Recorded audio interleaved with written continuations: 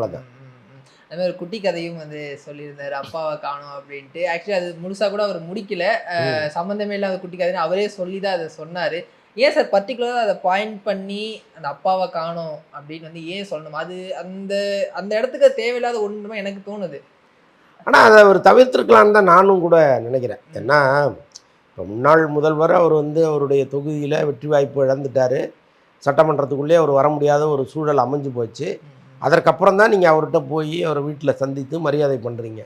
இப்ப அந்த மரியாதை பண்ணது நிஜம் அப்படின்னா, இது போன்ற வார்த்தைகளை பேசாமல் இருப்பது தான் சரி. இப்ப அவரும் வந்து ஆ பல்வேறு அறிக்கைகள குடுக்குறாரு. அதில வந்து இப்போத இருக்கிற சிஎம் மனது புண்படுகிற அளவுக்கெல்லாம் பெருசா ஒண்ணும் அவர் பேசல. இப்போ உதயநிதி பேசுறாருன்னா, அவருடைய ஏஜ், அவருடைய கோபம் அது வந்து வார்த்தைகளா வெளிப்படுது. பட் அவரை பொறுத்தளவுக்கு ரொம்ப பக்குவமா இருக்காரு. அப்ப அவரை போய் நீங்க எதுக்கு சீண்டணுங்கிறது எனக்கு புரியல.